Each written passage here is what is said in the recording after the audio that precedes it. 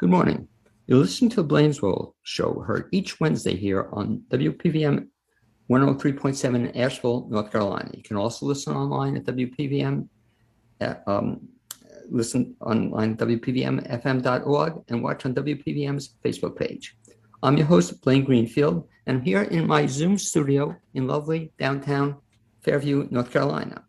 Each week, we focus on the Asheville theater scene, as well as on positive news and information about people and organizations in both Western North Carolina and throughout the country.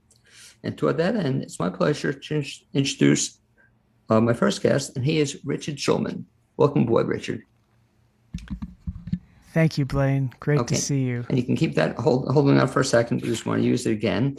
But you can also, Richard, wave to all your friends on Facebook. Hi, everyone. And one of the exciting things having you on tonight, Richard, is that like in the past, Richard would have to bring his keyboard up to the studio station, and he had to lug it up and take it from his car. It must be a real pleasure, Richard, to actually see you. This is where you actually work and live? Right, in my living room at my piano. Okay, very exciting. Richard Shulman creates music to uplift listeners and to be a positive influence on the world.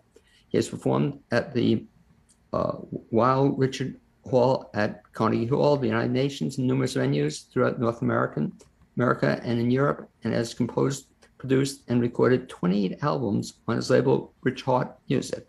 In addition, Richard, you've also been a performer with me on stage. It's been a real thrill on several what we call our Happy Together reviews, and hopefully we'll be doing that sometime in the future. Sounds good. Okay, and that must have been a little bit of a trip for you, because Richard does this beautiful music for meditation, for classical music, but this was kind of doing a pop gig. Was that kind of a shift for you to get into that kind of music? It was fun. I used to do some theater music back in the day. So it's fine. It was good variety of music and a lot of great singers. Well, it's so much fun. And talking about back in the day, the question I've asked you before on the air, but for the listeners who haven't heard the story, Richard, that you actually did get started in music as a kid, pretty young. Is that correct? Right. My father came to me and asked me if I wanted a piano. He had been offered the piano for the moving charges because a friend of his, couldn't get their upright grand into the basement. So they just loaded it onto a truck, and I said yes. Somehow I knew to say yes, and it became the piano I learned on. How old were you? 7 years old. Okay, and you still remember that piano? Yeah, it's a lovely Cable Nelson upright grand. Do we still have it? No, it went with when my parents sold the house and moved down to Raleigh, or actually Cary.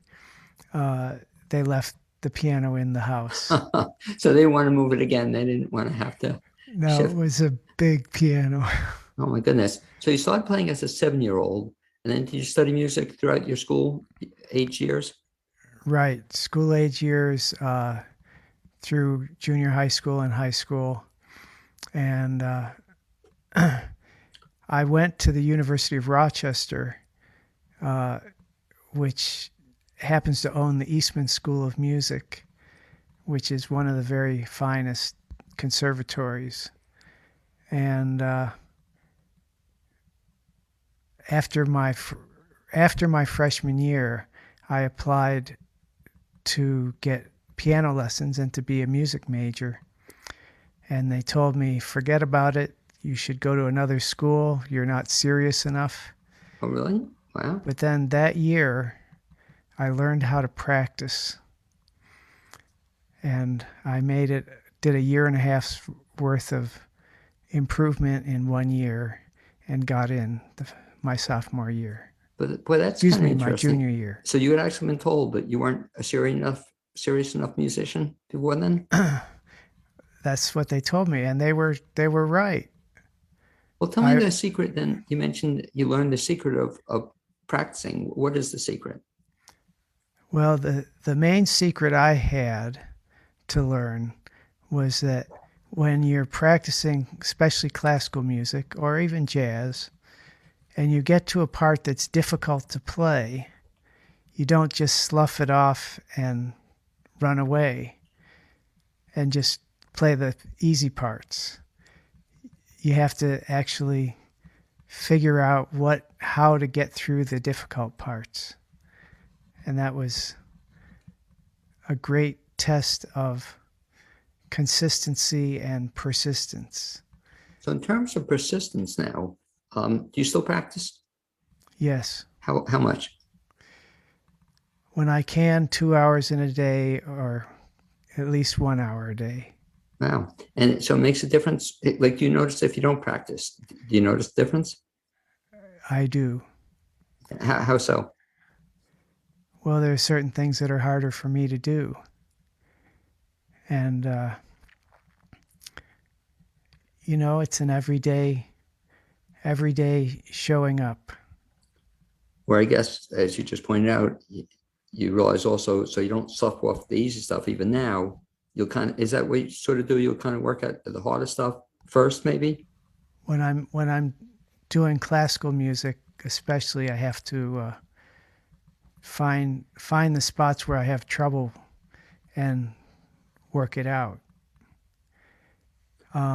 And same with in jazz. There's, remembering the form, remembering the music. And then the easy part is playing the meditation music because I have lots of time to relax.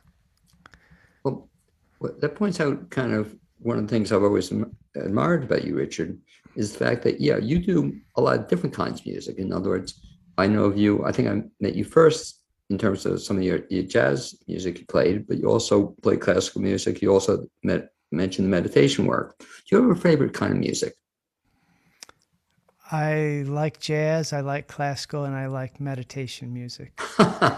Well, that's a fair enough answer. So you like it all. It's balanced. The three forms balance me. But I don't practice, I don't keep up as a classical player these days.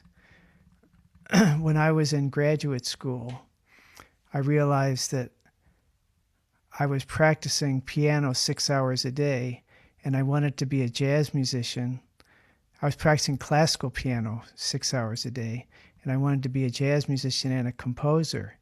That didn't give me any time to do those things. So I let go of the classical as a career. I was going to ask you then to talk a little bit about the fact that not only do you perform as a musician, but you also are a composer. And I know just listening to it, it's just kind of amazing that you recently came out with your 28th album, Life Seasons. And on that one, is that all original music? It's all original music. Some of the lyrics were done by other people. And so they're collaborations in that sense. But in terms of original music, so on all those 28 albums, are they all original music or most of them? They all are. So that's how many in each album, how many songs? 10 or so, 10, 12? Yeah, about an hour of music. So you have, more. so multiply 28. So you've written, how many pieces have you written? Do you know? I've lost count. Ballpark, would you say? Well, in terms of jazz songs, probably 85 to 100. In terms of classical pieces, there may be a couple of dozen. So you wrote these all from scratch, is that correct? From inspiration, yeah. Inspiration. And so you actually write them down and then they're so other people can play them. Is that the idea? Well, yeah, or so I can play them. Well, you can write it, but it doesn't mean I can play it. So I have to practice. I was going to ask you, out of those 28 albums or whatever, so you memorized, I guess, a large number of them. Is that correct? Or do you always have to read music on all of them? I've always wondered that. Well, some of those albums were improvised. Right. So there's no way I can memorize them, but I can do something similar. Now, of my jazz albums, many of the songs I know and remember. Some of them I have to read. What comes first, the music or the title for this song? Well, usually the music or a feeling, but when I'm improvising, it can be the feeling or title can come first, and then from out of that feeling and the idea flows the music. So we're talking about the 28th one you have now, and I've certainly heard parts of it, Life Seasons. What makes that kind of different than some of your other stuff? Well, Life Seasons is both vocal and instrumental music. I think about 6 vocal tracks and 7 instrumental tracks. And it's about love. It's about going around the seasons and about many seasons when you get to be together with someone, how the love can grow. And what was really, I think, so cool about that one is you put together quite a team to put that one together in terms of, aside from just you had a lot of local talent, I think, in that, and it really was outstanding. Right, 4 singers, Wendy Jones, Paula Hankey, Sherman Hoover, and Bob Bentz were the singers, and the band was Zach Page, my regular bass player, and Rick Dilling, my regular drummer. And so that was quite an accomplishment to put that together. And if I can put you on the spot, which I will anyway, if you say no, but let me ask you, if you have it available, do you have a song, for example, just from that available, or do you have something ready for that one, or no? If not, I'll ask you Yes, to. as a matter of fact, I do. Okay, because there's But I hadn't planned on playing right. it, but I could just give you a short Yeah, version could of you it. just since we're talking about it, you're going to This is take a called stab? early spring, and we still sort of are in early spring. Okay, great. Sorry to put you on the spot, but it'd be very appropriate. Well, we'll see how we do on the spot. Okay.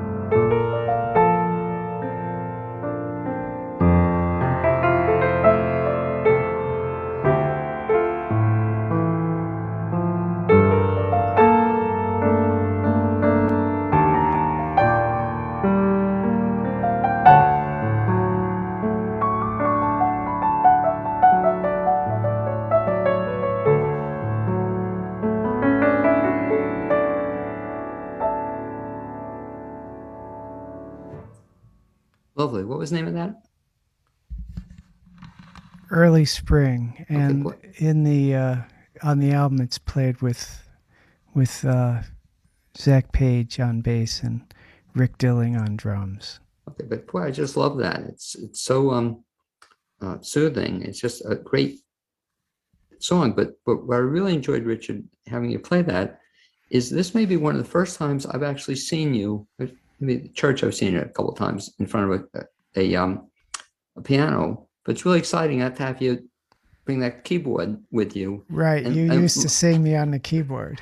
And for the benefit of those who haven't seen Richard perform, it's kind of a treat, not just see Richard perform in front of a keyboard, but the fun part of it is to watch you lug the keyboard from your from your car to the venue. And I appreciate when we work together. Sometimes I got a little help from you playing. Oh no, but you have to. I mean, Richard, you're lugging all that stuff, and it's probably a pleasure not to have to take anything with you. You know, having it right at home. Yeah, it's nice to walk to the living room. Oh, is that terrific? So how many? This is your piano, and you have how many keyboards? One. I have 6. Oh, 6 keyboards. 6 keyboards, but there's one that I use for gigs. And what are the other keyboards for? Pardon me. They're for orchestration.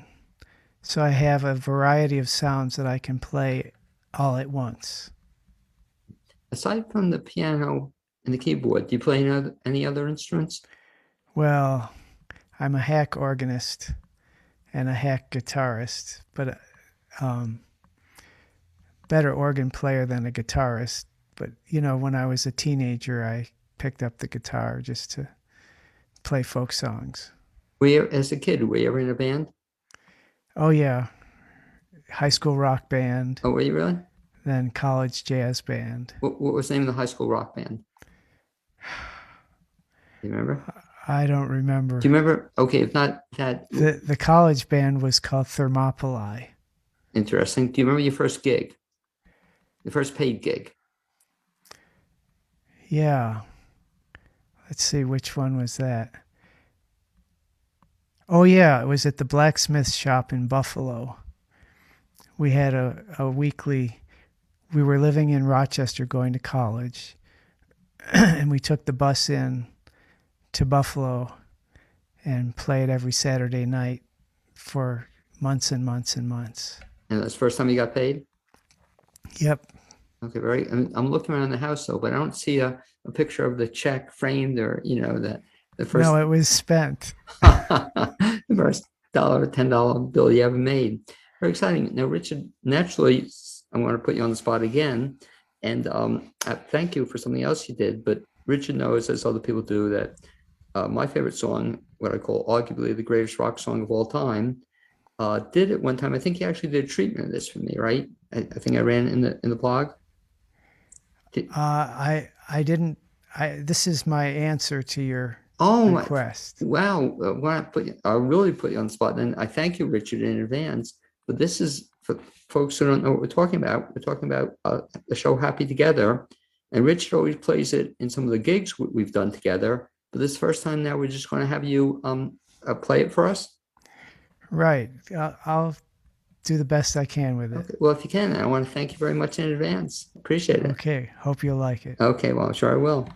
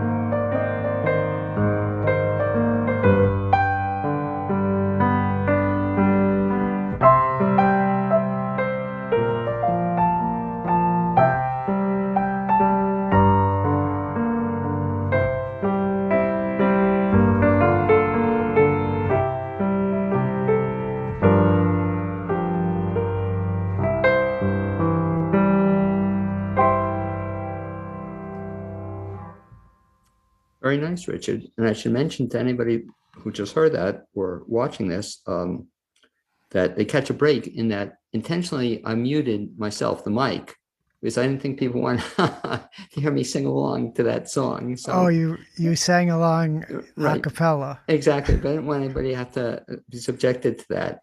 Well, thank you, Yeah, you Richard. would have. That would have been a quite a surprise. Exactly. But anyway, I want to thank you for that pleasant surprise to me. And in that we're running against the clock. So I'm going to have to move into one final part to the show, Richard. And this is something we're trying for the first time on the air. But Richard is also known for something known as musical soul portraits. And Richard, if you can give me a quick, maybe 20-second explanation what it is, and then I'll introduce to what you'll be doing. What I do is I ask the inspiration for music for whoever I'm playing for, which in this case is all the people who will listen to this segment. So my personality doesn't know who all those people are, but my higher self does, as does the higher self of everybody. So this is music. I ask for music for the highest good for everyone, and then listen to the music and play it as it comes. Okay, this is a real treat. And so I'm going to ask anybody listening to this, if they choose, to feel free to close their eyes as Richard's playing this. And it ordinarily takes a little bit longer than Richard's going to be doing it right now. But why don't you, if you want to try this, just want to get kind of comfortable, close your eyes if you so choose. I'll turn it back to you, Richard.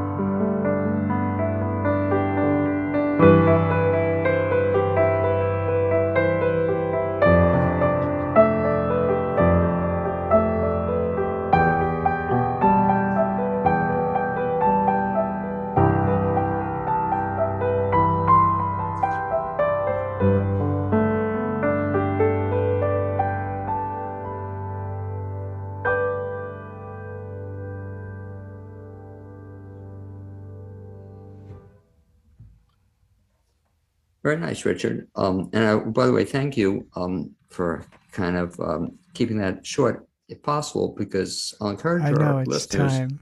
I was going to say, but I really appreciate that because I'll encourage our listeners, if they get the chance to see Richard in person, which is quite a treat, they'll really see this musical soul portrait, I guess, in its entirety, and it'll kind of almost like knocks your socks off. And Richard, part of that, let me ask you, if somebody wants to get a soul portrait for themselves, do you do them for individuals?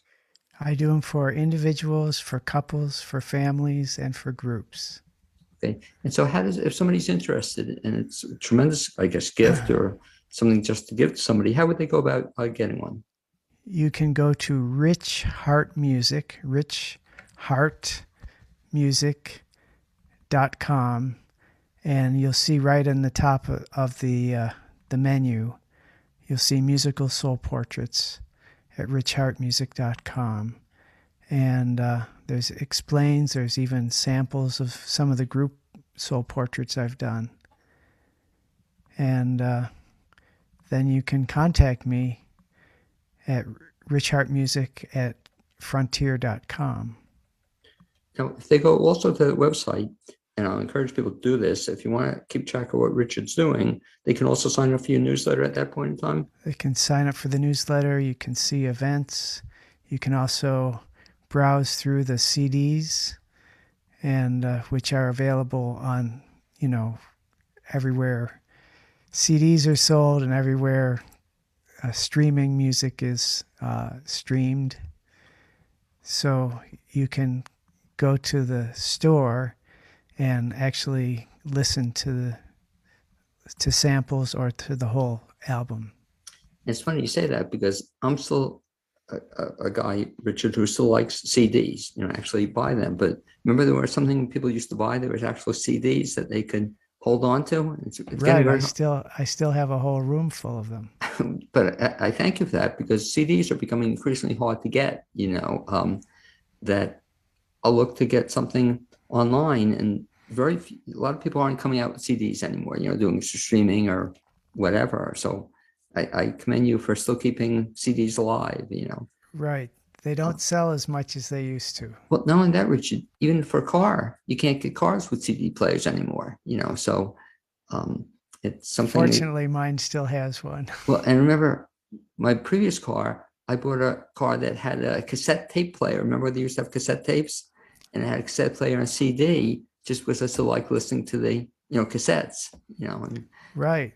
And there was I certainly remember them, and I have about 1,000 CDs in my garage. Okay, I don't have quite that many. But I mean, 6,000 cassettes, sorry. Okay, cassettes, but you probably have a bunch of CDs as well. Remember, before your time, remember 8-track tapes? I never went to 8-tracks. Oh, no? Okay. No. Talk about going to places, though. Talk about a couple of your upcoming gigs, though, Richard. People actually want to see you live and in person. Where are you going to be playing? Well, on Thursday, May 20th, I'll be down in Greenville at Rainer's Bar. Rainer's, spelled like when the water comes down. Rainer's on Main Street in Greenville, South Carolina. Thursday, May 20th. That'll be on my website. You can also go to the Rainer's website.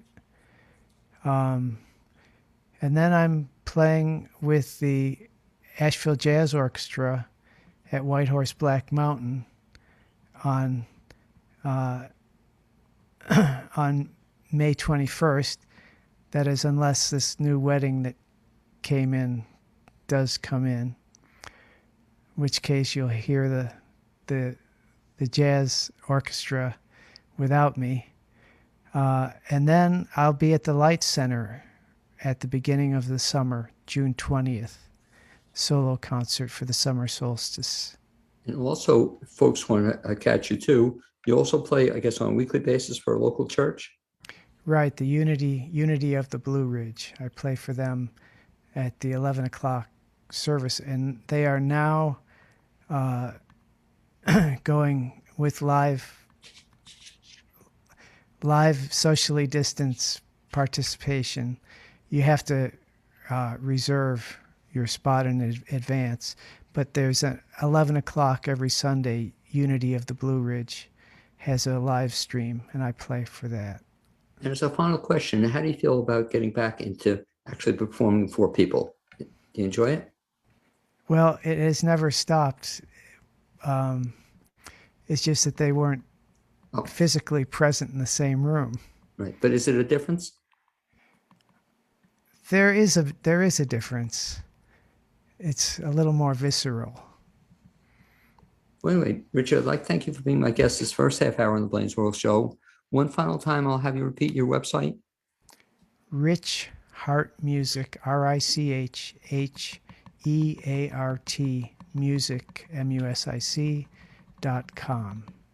And I encourage listeners and viewers to check it out. Really good website. Also, as I mentioned, excellent newsletter you put out, Richard. Now, if you want to get to hear Richard Shulman, you're in for a treat. And we were talking off there. I hope to be performing with you also. If we do a Happy Together review sometime this summer, let's hope we finally get to see each other again. Okay, buddy? We can hope for it, and when it happens, it'll happen. I'll look forward to it. Anyway, thanks very, very much for being my guest. As you kind of work your way out of your own living room, I guess, or the studio, I'm going to bring in our second guest in just a second. So I'll speak to you soon. Thanks, Blaine. and Richard's going to disappear if this works out well. And we're looking then for our second guest, and I think she's going to be with us in just a second, if all goes well. And Nancy, if you can hear us, or I'm trying to see where Nancy is. Since I don't see her. Nancy, I think we've lost her. Let's see if we'll be having her in just a little bit. And I'll be kind of dancing around here. It seems we lost our second guest. So what I'm going to do, I want to see if I can put this on pause. I've never done this before, but I want to put on pause. I'm going to look for my second guest. So we're going to put her on pause. I'll be back in just a little bit. Okay, we're back here after some minor technical difficulties. And you're listening to the BLAINESWORLD show, heard here on WPVM in Asheville, North Carolina. And I should mention that WPVM, our goal is to foster community through programming that cultivates dialogue to inform and entertain. The station provides the medium for artists, businesses, community leaders, and nonprofits to share their voice on live radio. Listeners are invited to help support WPVM's efforts by making a tax-deductible contribution. You can do so by going to the website, wpvmfm.org, and looking at the donate option in the upper right-hand side. It's next my pleasure to introduce my second guest to today's show, and she is Nancy Gavin, co-founder and president, Laps and Naps Home for Senior Cats. Welcome aboard, Nancy. Thank you. Okay, I'm so glad we were able to get you back after some minor technical difficulties. So this is fantastic. I am too. Okay, and as we're introducing you, Nancy, we'll also have you wave to all your fans and friends on Facebook. So as she does that, I should mention that Nancy is from Baltimore and moved to Black Mountain, North Carolina with her husband, Mike, and their 4 cats in 2015. Nancy has 2 master's degrees and has had a few careers over the years, with only one involving cats. Now, all of her paid and unpaid experience is being put to use as co-founder and president as a nonprofit home for senior cats, which got started at the same time, interesting, as a global pandemic. I believe you also told me in your spare time, you also now are doing some cat sitting as well. That's actually my 5th career. Okay, 5th. Well, we'll talk about your careers then. So your very first career was what? Desktop publishing. At the time, I was living in Cary, North Carolina, and I went to work for what was then Burroughs Wellcome Company in the Research Triangle Park, and it's now GlaxoSmithKline. But I started out in the mailroom there and worked my way into the desktop publishing department, word processing, desktop publishing, and spent 12 years there. And then I moved to Maryland and stayed in desktop publishing for a while, but then went to work in the nonprofit world. But even before you got into all those different things you've been involved in, were you always a cat person? Oh, always. Yeah. So I've always had a connection with cats. So even as a kid, you had cats? Well, my mother wasn't really an animal person at that time. She was a single mother raising 3 kids on a secretary's pay. So pets weren't really in the picture. We would occasionally have a cat, but just one cat. So when I moved out from my mother's house at the age of 18, I rented an old farmhouse in Green Level, North Carolina, near Apex, and eventually ended up with 13 cats and 4 dogs. What, in this, just you? In this farmhouse, yes. And this just you? Yes. Okay, so 13 cats and 4, was that the most you've ever had? That is the most. That was my all-time high. So, I don't think you're a crazy cat lady until you have at least 20 cats. Oh, is that? so you still have work to do to get to that crazy cat lady. No. I reached the point, that was back when I was in my 20s. And I reached the point where I took the cat's emotional considerations, in mind. And cats don't normally want to live in colonies. Well, some cats do, but when you take cats in from different litters, it's difficult to merge the family. That's why I can't have more than 2 cats now, because I have an alpha male and an alpha female, and I have to consider their emotional states. Well, I was going to ask, so just in the introduction, you mentioned that you have cats now, but 4 cats when you moved to Black Mountain, but right now you only have 2? Yes, the 2 oldest have died. We moved here 6 years ago.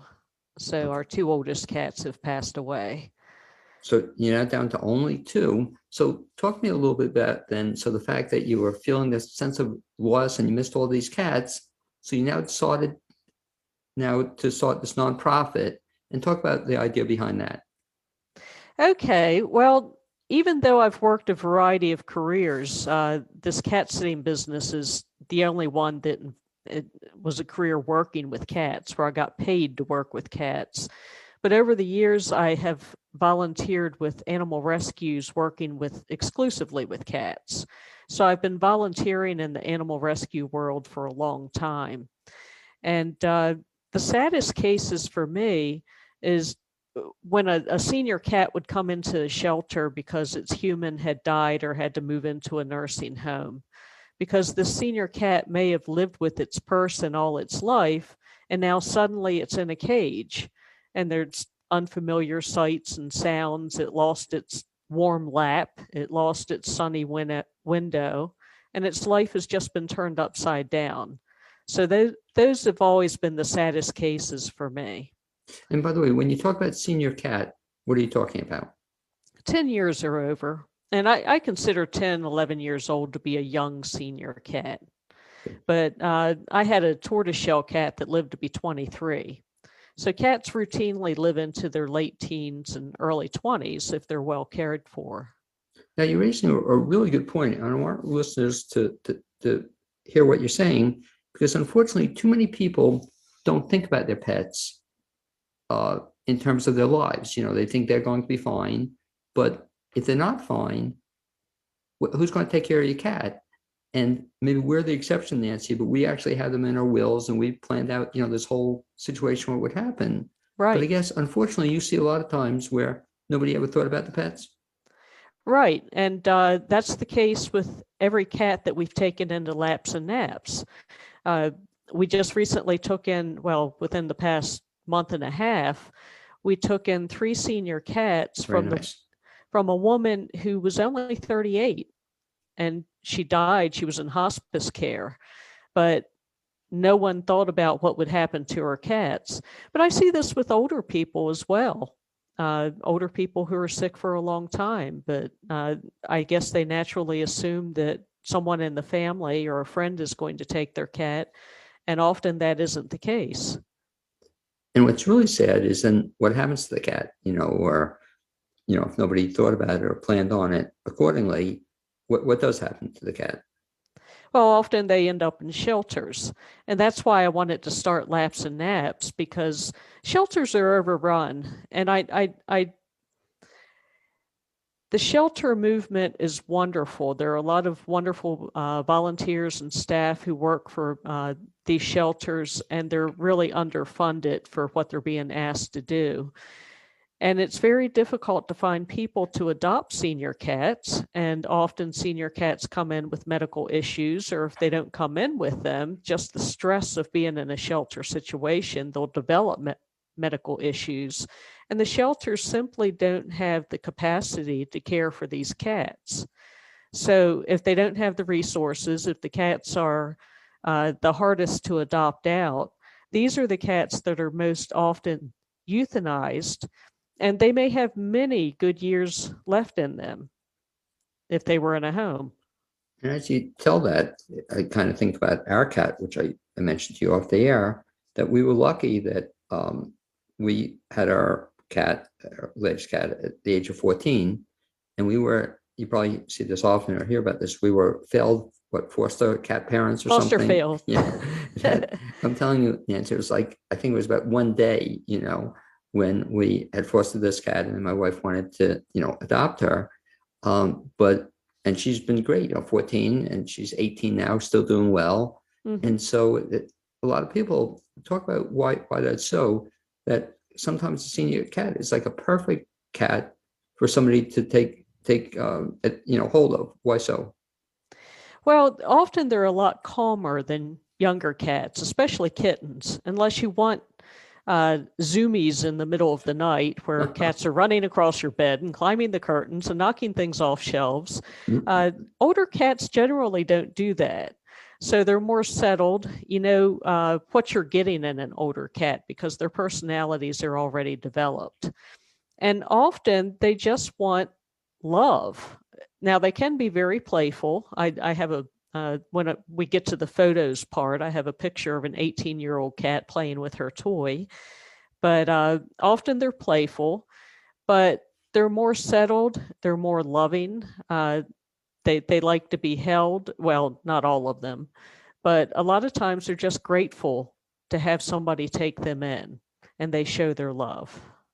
I think it's also a perfect opportunity for some folks who also might be seniors themselves to not have to get involved with a kitten the kitten who may outlive them. It's just kind of a nice companion for a lot of people for a period of time that they'll be around to take care of the cat. Absolutely. And we do have a senior laps for senior cats program with laps and naps. So it's a foster program. You don't have to adopt the cat and be responsible for all of its medical care and worry about where the cat's going to go if something happens to you, because we maintain guardianship of the cat, but the cat lives with you. And if you need help with medical bills and food expenses, then we can provide that financial support.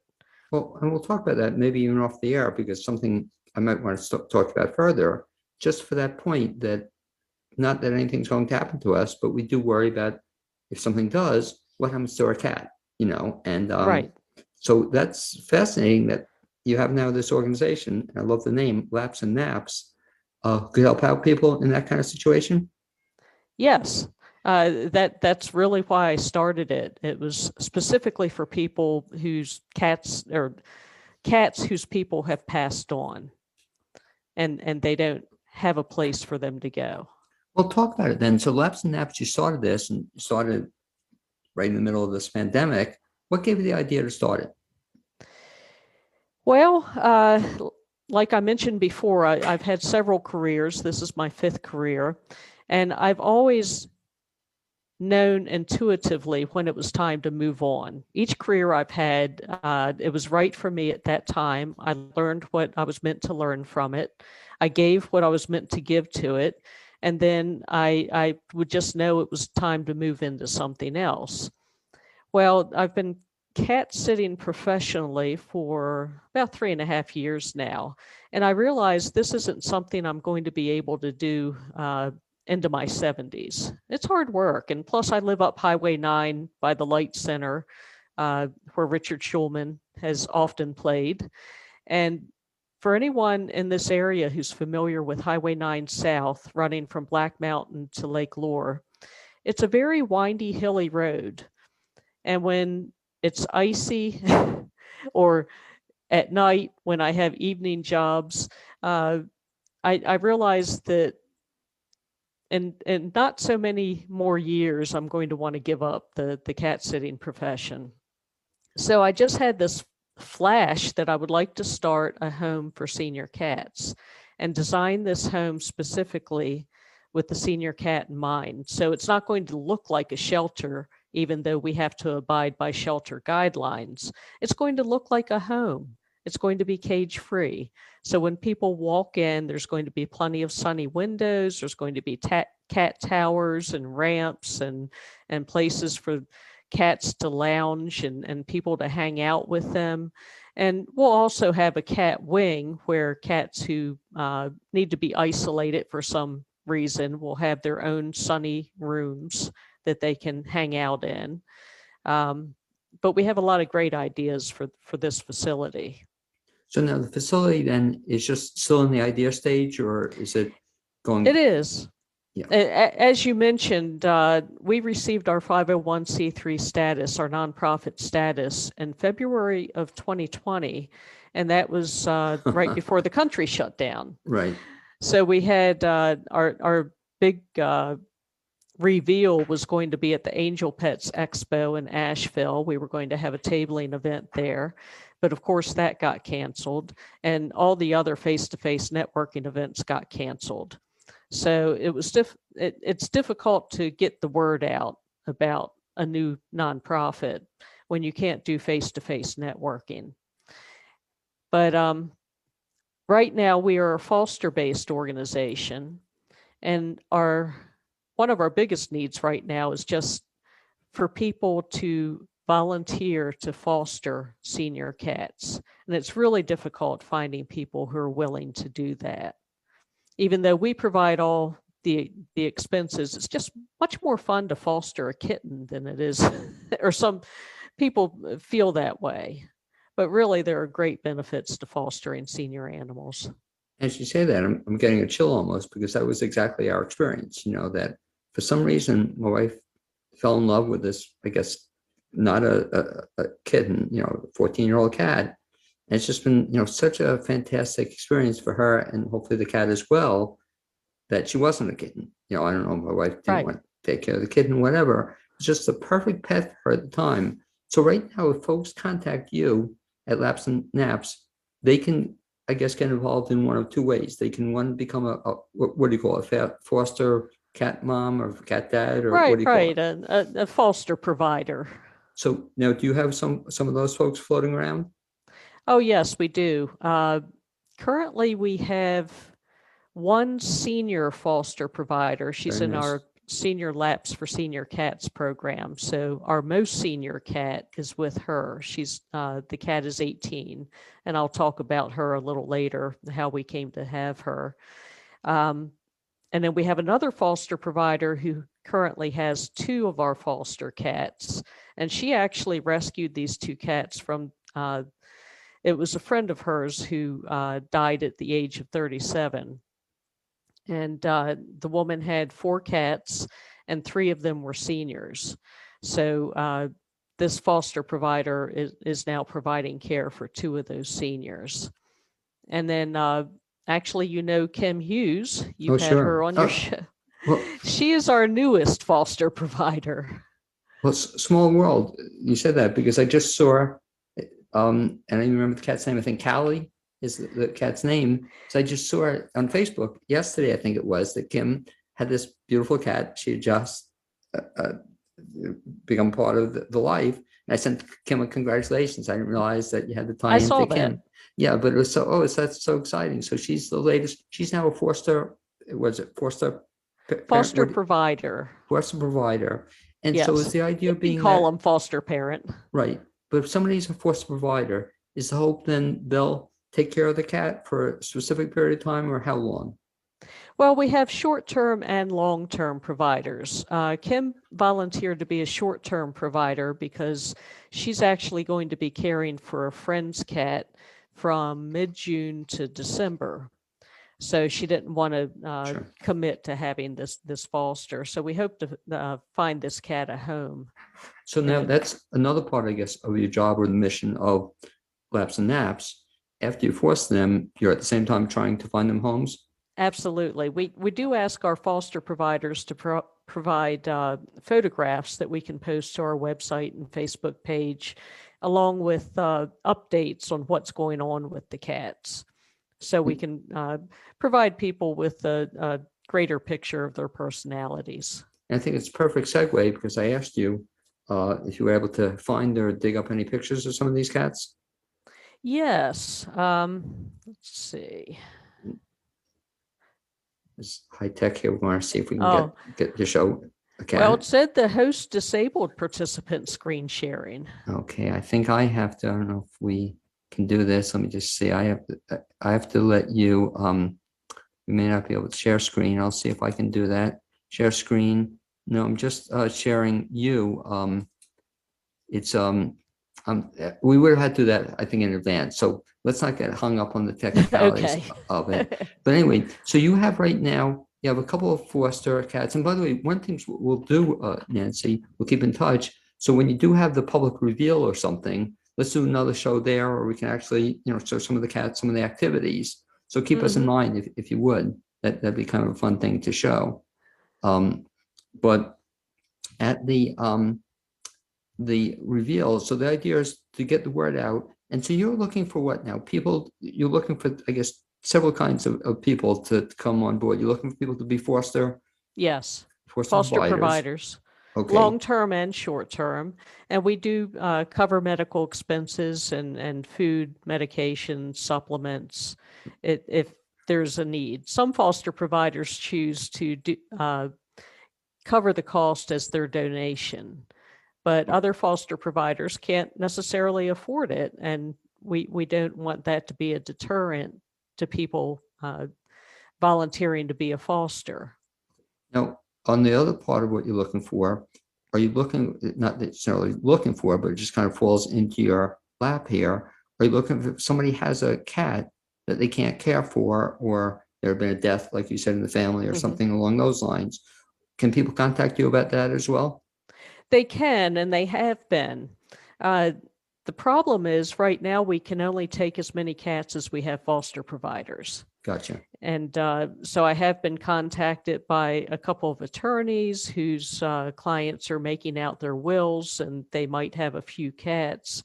Hopefully by the time that person passes, we will have our facility built. But right now we are dependent on our foster providers, and we can only take in as many cats as we have foster providers. And talk about what you just mentioned, the idea of facility, very exciting. What's the dream in that? What's going to happen with the facility? Okay, we are currently looking for land on which to build, and preferably, I hate to destroy animal habitat in order to build an animal habitat.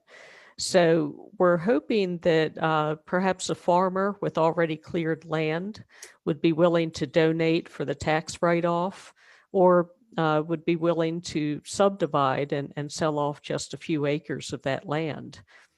And we also are close to contracting with an architect to come up with a concept drawing of what we would like our facility to look like. And that way we can go out for bids with contractors. But we need that concept drawing before we launch our capital campaign. Now, fortunately, we do have a capital fund set up thanks to a generous donor, but we're waiting to launch an official capital campaign until we have that concept drawing so we can show people what we're working towards. And the people who have done capital campaigns in the past, especially in the animal rescue world, will laugh when I say this, but my dream is to be able to put shovel to ground in the next year and a half. I am hoping, putting it out to the universe that we're going to get some generous donors that will share the vision of having this home for senior cats. Well, I'm going to give you credit, even to the extent that you got nonprofit status already. That's a Yes. big first step. Especially, you've never done that before? No, this was the Okay. first time. So that's pretty exciting to just, have a dream and just get it off the ground. And so that's a really important first step, that you got that off the ground.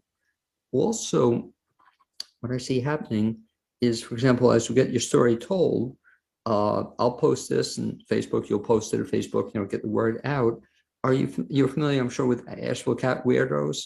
Oh, yes. Yeah. Oh, But yes. what we'll do, we'll put your story there as well. We'll post the link to this show on Asheville Cat Weirdos. I also was very impressed how I even heard about you. I think I read about you in a local paper or something. How did I come across you? Yes. I don't remember the name of the paper, actually, but they did a Maybe- write-up I on think- us. I think it was probably Mountain Express. Could that be it? No, it wasn't Mountain No? Express. I don't remember the name. This was about a year ago, Okay, but, actually. I remember it was it's short. early in our inception. But I remember so impressed. I said, wow, that looks like a kind of cool organization that nobody else was doing. Is that true in terms of exactly what you're proposing is kind of unique to this area? To this area, it is. Yeah. And we did a lot of research. The founding board members and I interviewed different directors of local animal rescues just to get their experience, and they managed not to scare us off. I mean, we knew we were taking a giant leap of faith, but we really believe in this vision, this mission for senior cats. It's so needed in this area, well, in every area. senior cats need a place to go.